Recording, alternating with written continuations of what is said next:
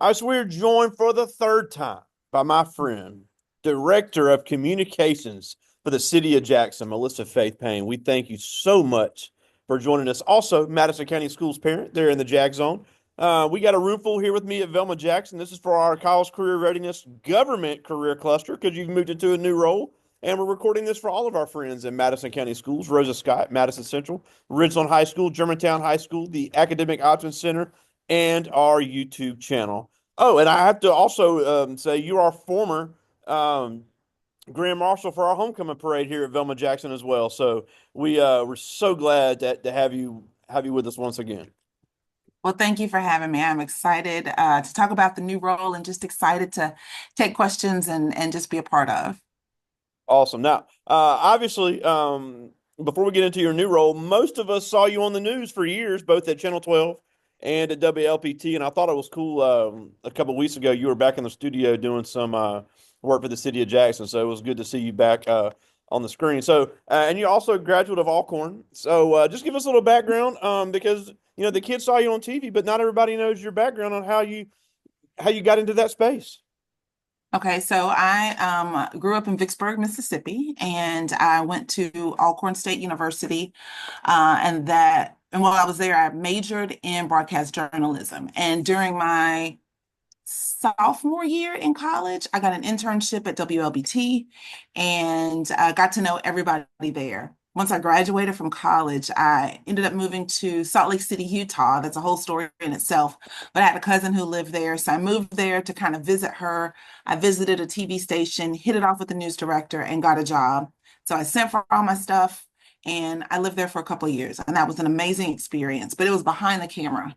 Um, so I moved back to Mississippi a couple of years later and worked in Meridian. And the TV station that I work for no longer even exists. It's WMDN. Yeah, they're gone. Wow. Yeah, WTOK is the only station in Meridian now. But I worked there for a couple of years and I was a reporter. And then eventually I became the main anchor there, left there to come to Jackson. And I worked for Channel 12 for several years, loved it there. And I was a reporter and like the weekend anchor. Left TV for not even a year and then came back to Fox 40, where I came in anchoring the 5:30 news. And then they created a 9 o'clock news. Well, they had a 9 o'clock, but then they extended it to an hour. Then I was on WLBT and Fox. So I did that for several years until this opportunity with the city came along. I'm a mom and I have four boys, all of which are there in Madison, two at Madison Central High School, one at Madison Middle, and one at Madison Avenue. And TV, which I love, was having me come home at 10:30 at night. And so I wanted to be able to spend more time with them and be more active and acclimated to all of their activities. So I took this job with the city. That's And here awesome. I Now, yeah, and that's so cool because it's giving you an opportunity to have more time with your family. Because I know the last time you joined us, you said how much you enjoyed being at WLPT, but it was really a strain on your schedule. And so it's really cool that you're able to do that now. Now, obviously, in this new role, I think it's very interesting that within the city, I don't think people realize all the different departments that makes a city run. Obviously, we see the elected positions, we see the mayor, we see the city council, but there are literally, and I looked on the website, over 12 different divisions just in the city of Jackson that really needs a lot of people to consider getting into. You have finance people, you have technology people, you have engineers, you have tradespeople, you have the new initiative, the Film Jackson, trying to get all the different media to be filmed here. So since you've been in this role a little over a year now, talk about all the different departments that you've seen and all the different things that they kind of do behind the scenes. So I started with the city almost 2 years ago. I feel like it's been 2 years or thereabout. Oh, Um, okay. my department, initially when I came on, I was doing communications for the mayor. So it's really for the mayor and the mayor's office. So I handle his news conferences, I set up his interviews with the media, press releases, and all that kind of stuff. In the last several months, they've extended my department, and now it is not just communications for the mayor, it is for the entire city. So I handle comms for the city council, for all of the departments. They also stuck publications under me. So that means anything that's printed that comes out of the city, newsletters, banners, t-shirts, that's under me as well. They also stuck 311 up under me. 311 is our action line. So if there's anything that's going on, potholes, a tree is down, you need help with drainage in your neighborhood, that falls under me Oh, as well. wow. 311, yeah, now. What else do I have? And that's under constituent services. And constituent services is the umbrella that touches literally the residents of the city. But we also have a Department of Human and Cultural Services, and that's the department that handles Thalia, that handles the planetarium, that handles all of the senior centers and whatnot. So if you are interested in the arts or anything, that would be the division for you. I got a list of our department heads. We have a new IT department, and that our IT department does the internet and our computer software. They're the ones in charge of the website. Our website has had up and down time. It's having downtime right now, but they're in the process of migrating some old information to the new. So if you are an IT software person, this could be a position for you. We have parks and recreation. There are 57 parks in the city of Jackson and several golf courses. And so our department head is over all of those entities, and that's a lot. And that's a lot of hands-on folks who handle golf, who handle tree cutting, grass cutting, maintenance of the parks. They're We're now adding disc golf to some of the parks, to Grove Park. They're adding pickleball courts. So it's a lot going on. We have planning and development, which is responsible for bringing businesses into Jackson. Well, not bringing them in, but helping to create spaces for businesses in Jackson. So they do a lot of stuff, and they're doing the green space downtown, and a lot of other projects that Yeah. we have going on. So there are a lot, and I didn't realize it until I got in this role, all of the different positions that are within the city that need bodies. Our public works department is the department that kind of handles the infrastructure for the city. That department always needs hands-on. So people who are good with electricians, plumber, all of your trades, they need you constantly, and there's always room for advancement, and there are always positions available. So there's a lot of room to move around in the city. Yeah, and even engineers in that department, and then the clerk's Absolutely. office. There's been people in the clerk's office for years to handle Mhm, all the paperwork that come in, all the permits. There's a mhm. lot of legal things that have to go in. The department. I was just reading about all the permits that have to be done for certain things. All if somebody wants to open a business, they got to go through the clerk's department. There is so many behind the scenes things that Yeah. we don't see. Now, obviously, we see the elected positions, and you do a lot with that as well. So every time there's a city council meeting, you're there handling the press. You're doing a lot of things of that nature. So for somebody that's never been to a city council meeting, and it's similar in a lot of cities. So what happens at a city council meeting with all the things that go on? And I know every city's different, but it's kind of the same idea of they're getting things done for the city government. So at these city council meetings, what are some things that go on? So the city council meetings, so believe it or not, they are run by the council. They are not run by the mayor. The city council meetings are the purview of the council. And the mayor is there, of course. But your city council is who handles the money of the city. They set the budget, they determine which departments get however much money they get. They approve appointments to, like, my position had to be appointed, and I had to be approved by the city council for your director's positions. But when you go to a typical city council meeting, what will happen is there will be an agenda of things. If there's a contract, the city council has to approve the contract. If there are payments that are going out, the city council has to approve those payments. So it's set up to be a good checks and balances. And sometimes those payments can be discussed. Any new programs that want to be introduced that require payments or contracts or collaborations with other entities have to be approved by the city council. And you may have three who are for it and four who are against it. And then that can turn into a huge debate. So there can be some really colorful city council moments. But ultimately, they're the ones who get to vote. The mayor doesn't have a vote in any of these meetings. He has a say so. He can offer his opinion. He can offer insight and background that maybe they weren't privy to. But ultimately, the council they vote and decide on many things. So they're really interesting oftentimes, and they're long Uh, sometimes. We start at 10. I've been in meetings and I've gone to almost 3 o'clock. wow. Yeah. Well, that beats getting home at 11 after you do the Oh news. my gosh. Absolutely. Now, the reason I bring that up, and obviously, you're not in a political position. You aren't in an elected position, and I think a lot of people don't know that there's way more non-elected positions in the government than there are elected positions. But these elected positions, I'm sure you've seen in the last couple of years, are extremely important. Yeah. And I've never been somebody to tell anybody how to vote because one, I'm not smart enough to give anybody a good opinion anyway. However, I do think it's important. We have all these local elections coming up here in these next couple of weeks, not just in Jackson, but in Ridgeland, Madison, Canton, Flora, everywhere that our area touches. And I think it's very important. Most of our kids now aren't old enough to vote. But when it is time, these city council members and these mayors and these officials that are elected locally affect our lives so much. I know me and you are about the same age. I remember all the way back to President Reagan.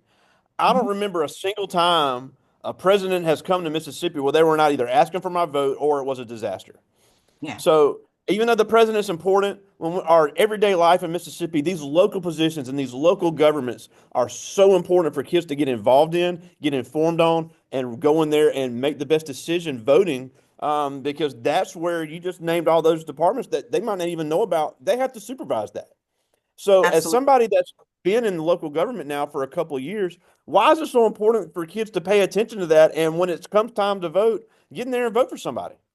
Absolutely. Because you have to think about it. Your elected officials or these folks who are in positions now, think about businesses. They influence businesses that come into your community and come into your area. You may have, it sounds small, but even think about a Top Golf. It's your mayor and your mayor's influence that helps to bring these large businesses and these industries into their areas. So if you have a mayor who is not doing what needs to be done to invest into the community and make it attractive, and you get passed over on different opportunities. Think about things that you as a teenager like to do in your own community. It's your mayor that's going to provide the resources to keep those industries up and going. If you like, I think of a good example. Let's just say you like the Children's Museum here in Jackson. Well, if your mayor isn't investing into the Children's Museum and making sure that it continues to thrive and making sure that it has the resources that it needs, then it's going to die out. And if it dies out, then what does that do to that spot right there? So it's super important that when you are voting and when you're thinking about people who are in these positions, you have to think about yourself and what's important to you is having a mayor, or not even just a mayor but a city council person or a person who represents the area that you live in. You need to find somebody whose interests kind of align with yours and make sure that they have the same ideals that you have so that your voice can be heard, because your voice is supposed to be heard through the votes that they cast. So definitely should keep that in mind because it makes a difference in the long run. Absolutely. I can't stress that enough with just being involved in your local community. Yeah, obviously everybody's not going to run for office, but Right. know who your city council person is. If there's an issue, you need to be able to call them. Hmm. Know who's in charge of these departments. If you have an issue with something, just because you're dealing with them doesn't mean you're in trouble. I mean, Right. they're all there to help you. They all want to make your life better. And again, like we said, it'll be a great opportunity to build some careers. Now, before I get to their questions, something I want to talk about because I think this is important because you have spent so much of your life in front of a camera. And obviously, everybody's not going to be comfortable being in front of a camera. I know me and you both are good talkers, so it's not hard for us. But as somebody that conducts business with the public every single day, I know every teacher that sees this letter will agree with me. one of the biggest skills that kids need to learn now is how to speak, how to present themselves, how to articulate a point, and to explain to people that may not understand. So, as somebody that has been both on the news and now in local government with cameras always around, how important is that for these kids to, I love the TikTok too. I love seeing what some of my favorite athletes are doing. But at the end of the day, I've got to be able to communicate what I want to get across to people face to face to do business. So how important is that for these kids now in high school to still go ahead and get familiar with that? Absolutely.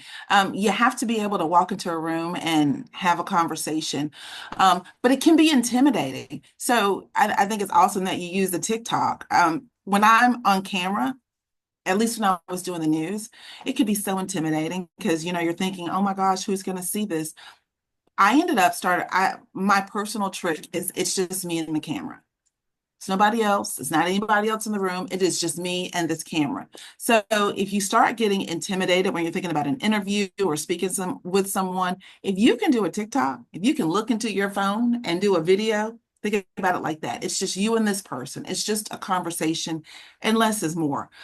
One thing I tell my kids to do, take notes. If you're going to do an interview with somebody, take some quick notes, make some really short points, and then that way you'll have something to refer to. You're not going to have it there in your hand to look at, but if you write it down really quickly, that's another way for you to remember it and for you to be able to reach back into your mind and have those quick points when you're speaking. And always look somebody in the eye. I tell my kids this all the time, no matter what. Look them in the eye. And if it's too intimidating to look them in the eye, look at them in the nose. Look at them in the nose or look in their mouth. Either way, you're looking them in the face when you're having a conversation. And that goes a long way. It goes a long way when you look someone in the eye, it goes a long way when you're shaking someone's hand. And you have to always remember, just like when we are out somewhere, I always feel like people have their cell phones out. People are always recording. So you always have to conduct yourself appropriately when you are out in public because you never know who's recording. We tell people when you're wearing a microphone, always act like that microphone is hot, which means it's on and it's recording. So don't do anything out in public that you wouldn't want your mama to see because for all you know, somebody is recording it and your mama and the whole world could see it.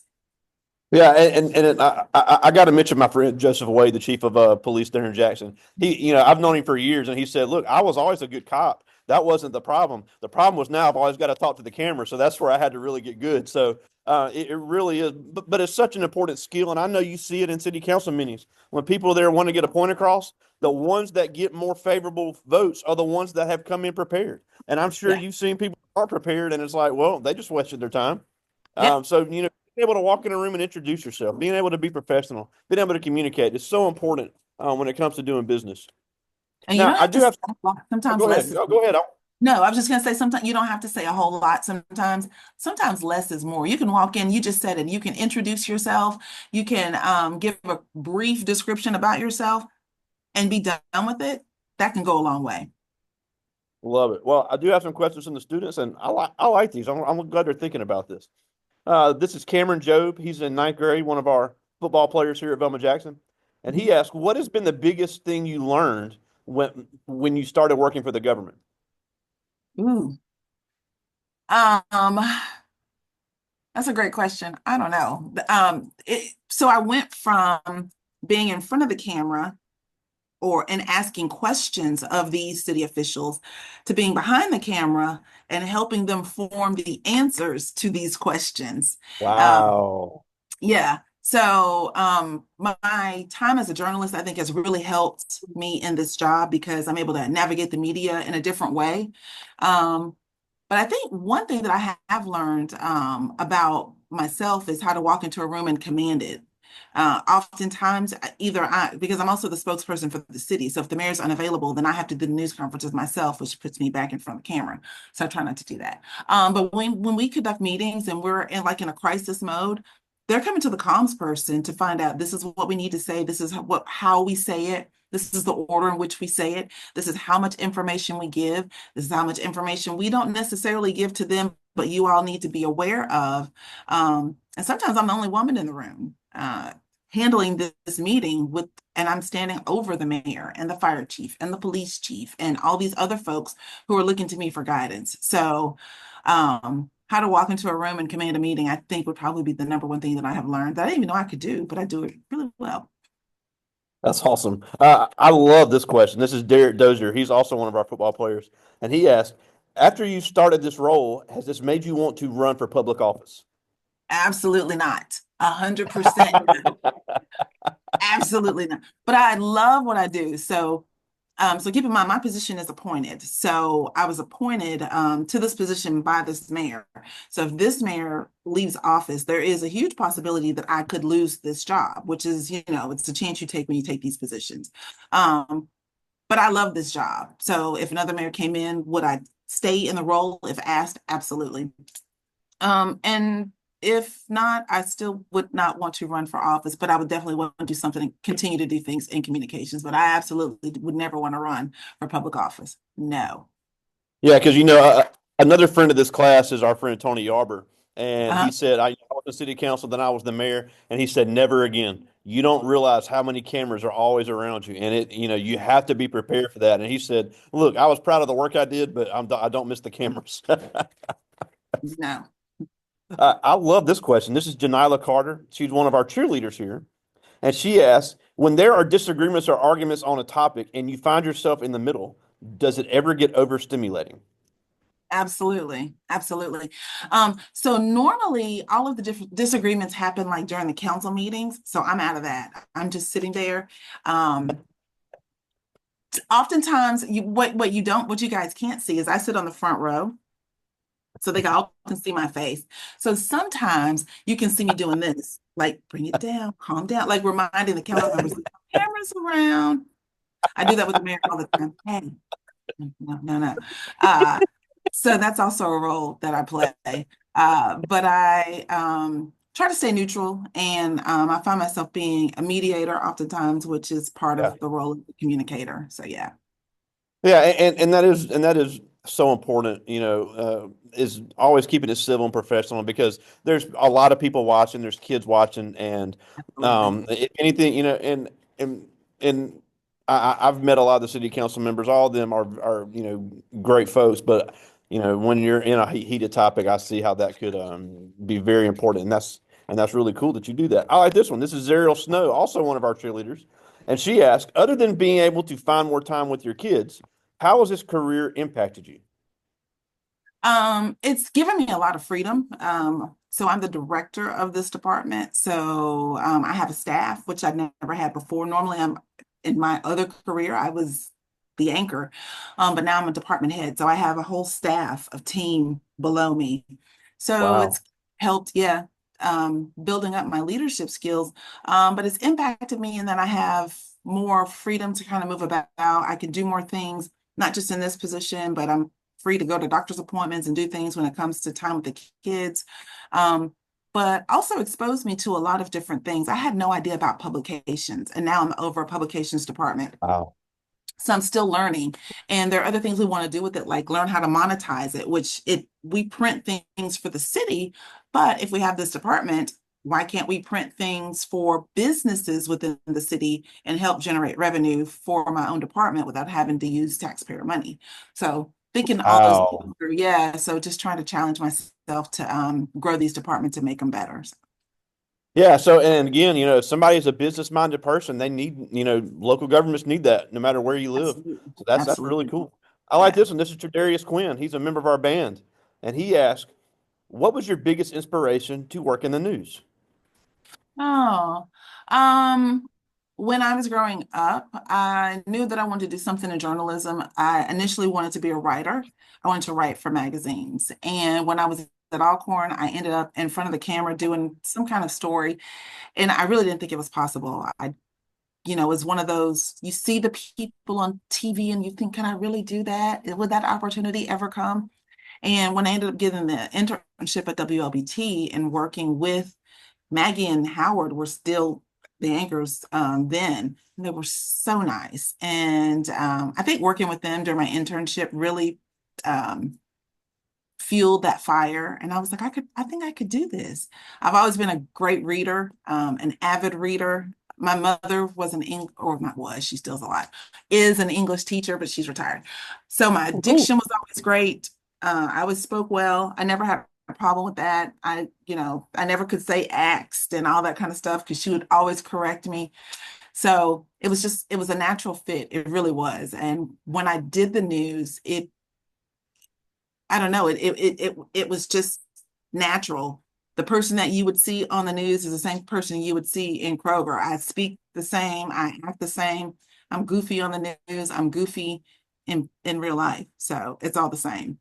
Yeah, and I always loved how you talked about that because you thought the directors were messing with you to try to get your reactions live on the air. And I'll never forget the when you were at the Metro Center talking to that guy and you couldn't keep a straight face. I mean, just some of the stuff you did was just so memorable. And I'll show the kids that clip later because that was hilarious. I got time for two more. This is Shateri Hannon, one of our basketball players, and she asked, "In your new role, what has been the biggest challenge you have faced?" Oh, wow. There's so many. Every so in communications and in my role, I deal with a lot of crisis. So, quite honestly, when I took this job, 15 days later is when we had the water crisis. So, Oh, the city had no water, literally 15 days later. So, wow. that was huge. I didn't know anything about water, the water plant. I don't know anything about water distribution centers. So here I am having to coordinate a citywide news conference with all these people. I don't barely, I mean, I know, but I don't, so it was one of those walk into the room and um, handle it. So that was huge. So quite honestly, I feel like I started this job. Like if this is a normal crisis, I started here. My hand is off the screen. So everything else has kind of been up and down. It's been small things to deal with. But that was the biggest crisis and the biggest challenge that I faced. Well, that's throwing to the fire. All right, I got one more. This is Amos Varnado. He's one of our football players as well. And he asked, "How long did it take you to get comfortable being in front of a camera?" Mm, um, it it was intimidating. So I started off as a reporter, so it's just me and a photographer out in the field. So not so much, but when I started anchoring, it took a minute. And again, my secret was eventually, because at the time, that's back when we had camera operators, so it's like 10 people in the studio, and it is intimidating to like sit up and read and almost perform in front of all those people. I blocked it all out. It's just me and the camera. So after a while, that's what it became. And even to this day, it's always just me and the camera, me and the camera, me and the camera, and I'm having a conversation and I'm just being myself. So I think, as with anything else, a little practice. I used to try to record myself, but that I felt goofy doing that. So I just kind of went with it. And even to this day, I don't watch myself on TV. Really? Wow. Absolutely not. Well, we're almost out of time, and we thank you so much for joining us again. It's just such a joy every time you're with us. But the last thing before we go, and in your new role, you've seen a lot of new things. So as you've been in this role, I guess my time runs together for almost over 2 years now. Um, why is it so important, not only for these kids to consider a career in the government, but to really know and be involved in their local governments and elections? Because your voice matters and your elected officials are reflective of your dreams and your desires and your hopes for your own community. And those are the people that you are putting in office. And I will also say if there's nobody in an office doing what you want to see done in your community, that might be your sign to run and become that person and be that change in your own community that you want seen. I always encourage people to get into communications because just the transition into so many different things. Even since I've been in this role, I've had so many offers to do things I never would have even dreamed of. So a career in communications can lead to a whole lot of things. And also consider public office if you're a great, honest person with great dreams and desires. Love it. Well, again, we thank you so much for joining us, and I just really love all of our conversations. So I know you got to get back to work. Thanks for fitting us in your schedule. The City of Jackson Director of Communications, Melissa Faith Payne. Thank you so much for joining us today. Thank you guys. Y'all have a great day. All right, see you soon. All right.